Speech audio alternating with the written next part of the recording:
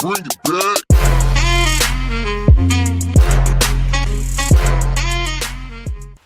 Hi guys, what's going on? I'm Evo Loz and we are back with another episode of Holdfast Nations at War. So I did a video probably around about a month ago now, looking at the bullet drop of the Rifleman class in Holdfast. It's proved to be quite popular. Quite a few people said they found it helpful in terms of sort of judging some of the aiming, particularly over longer distances. So I thought I'd do another video, but this video focusing just on looking at aiming in sort of a wider sense, but also looking at bullet drop a little bit further as well. So what the main characteristic about Holdfast is the fact that all the guns, particularly the muskets, but the Rifleman class does it as well, suffer from pretty severe bullet drop. As in, as the bullet starts to travel sort of more than 20-30 meters away from yourself, it will start to head towards the ground very rapidly. So therefore, when you're shooting over longer distances, you need to aim up to account for the bullet drop.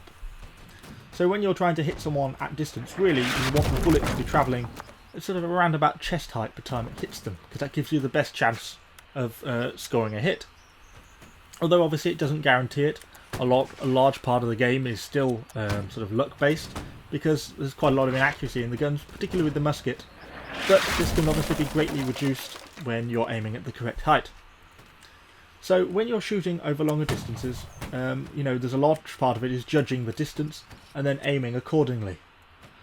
So you'll see in a clip coming up shortly, sort of when I'm shooting at sort of 60-70 meters range, my rifle aiming reticle is sort of around about the head of the person. The bottom of my aiming reticle is at the person's head, as we'll see just now.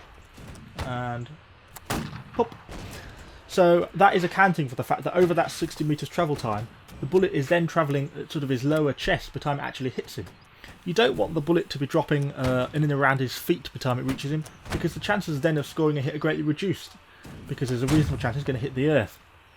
Plus, if you're getting the bullet to travel at waist height by the time it hits the person, there's also that chance that if it goes to the left or to the right of him, people in this game are often in groups, so you stand a pretty reasonable chance of ploughing a shot into the person next to him. So watch a few of these clips, and hopefully this will give you a bit of an idea of how to aim with the correct amount of height over certain distances. So what else is there to consider? Well, the other sort of pretty key characteristic in getting a good amount of kills often in these games is target selection. So because of the sort of inherent inaccuracy in all the guns, you can't guarantee to get a hit every time. But if you're getting correct amount of bullet drop, as we just talked about a minute ago, you stand a reasonable chance of being able to hit people over longer distances. But there's still a chance that the bullet will go to the left or to the right of the person, or it will dive down and hit the ground, or fly up and go over the person, because that's just the inherent inaccuracy built into the guns in the game as the developers intended.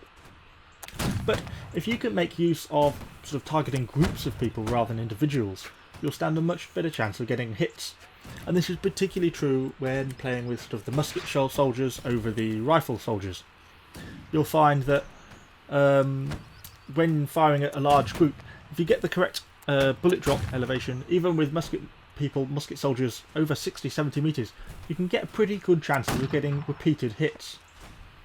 Because you're just firing into such a group of enemies that even if the shot goes to the left or to the right, then so long as it's travelling at around about the set right height, it will hit someone. And because this game is almost always one-shot kill with the muskets and the rifles, not always with the pistols, but with the muskets and the rifles it is, then you're pretty much guaranteed to get a kill. And particularly on things like matches like this, where I'm currently playing in a coastal siege map where the enemy has limited reinforcements, getting kills is often what is required to win the match, because it's what you need to be able to get to kill enough defenders to be able to then make progress on the positions like this fort ahead of us. But having said all that, don't worry when you miss. As you'll see in even some of these clips I've left in some of the misses, some of the shots I've taken at longer distance, you can't expect to get a hit every time, and you'll often miss. There's nothing wrong with that. It happens, particularly even more so when you're playing with the musket class. I prefer to play with the rifle class when I can, obviously because you get the added accuracy, but you don't want to play it all the time, and it isn't always available, particularly at busier times on the servers. You cannot get access to the class because there's only 10 of them available normally in the game. So there's nothing wrong with taking charge shots at a distance, if you think you can, because sometimes you'll get a hit, sometimes you won't. The only countenance to that is to be aware that when you've got nearby enemies, like in this case here, I had an enemy walked up very close to the thing, so instead of taking a random long range shot, I waited until the enemy had fired and then moved in, took my time and took a close range shot. Which is something else I want to talk about, is when dealing with close range shots, I think everyone has their own different sort of tactic for dealing with it. For me personally, I like to sort of aim a little bit off to the side of the enemy in the direction they're travelling, and I then tend to wait for them to walk into my crosshairs before firing.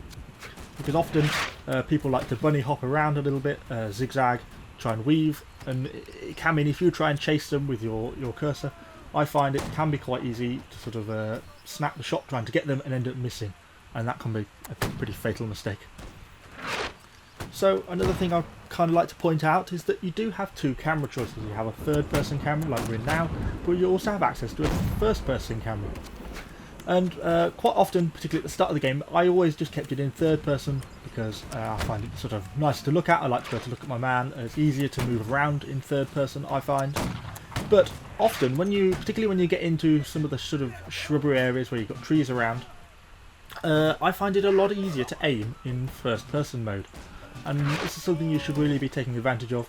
When you get under trees and you can't properly see the enemy, like in this situation here, I'm sort of in around cover. I can't really, when you're in third person, I can't tell if my rifle is going to be shooting over the cover or if I'm just going to throw my shot into the bit of wood in front of me. So just pop into first person mode for that shot, take the shot, and then you can pop back out into third person mode. You know, you do tend to get a bit of a better view of the battlefield in third person, and it sort of makes it a bit easier to look out for dangers and sort of see enemies coming. And that really about sums up the sort of key advice on shooting, really. You need to sort of play around with all the different classes to get an idea of bullet drop. You'll see things like, particularly if you play on some of the more naval matches, where a lot more of the classes have only pistols, you'll sort of get used to the fact that the pistol has extremely severe bullet drop.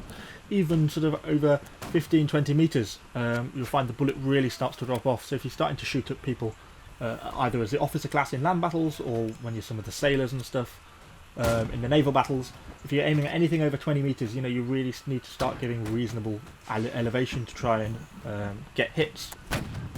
Other than that, obviously the rifleman has the longest range with the least bullet drop, but it still suffers pretty severe bullet drop, so you know, it's something you have to account for. Another thing to point out is that you can often see where your bullets land. If you don't get completely obscured by smoke when you fire, you will see like a little sort of puff of smoke where your bullet hits. Obviously if you're in a big battle with hundreds of people firing at each other all into one spot, you won't be able to see where yours lands. But if you're taking a pop shot at someone at long distance, you should be able to see where your bullet's landing and sort of adjust accordingly. And this should give you a bit of an idea of how high to aim over longer distances. So I hope this has been helpful to you guys. If you have liked it, please like the video, let me know what you think, comment below. What do you like to do? You know, do you have any particular tips or tactics when you're aiming in Holdfast? How have you found it so far? Or do you struggle to aim and maybe you found this video helpful? So let me know in the comments below, and I'll just leave you now with a few clips of me sort of being missing a lot. I was trying to take out, there's an enemy rifleman positioned on a hill shooting, who's got a very good vantage point down on the bridge as our troops are advancing, and he's getting a lot of hits on our friendly infantry. So I was trying to take him out with some long distance sort of sniping with the rifleman. However, it didn't really go to plan for me, so I just thought I'd leave it in as sort of a bit of a showcase of, you know, even it doesn't always work out, and even trying to get long distance shots, even with the rifleman class, isn't always very easy. And obviously, when you're missing with the rifleman, it takes such a long time to reload that the enemy gets time to reposition before you get a chance to shoot them again. So I'll leave you with that. Hope you've enjoyed this video, guys. Thanks, and I shall see you on the next one.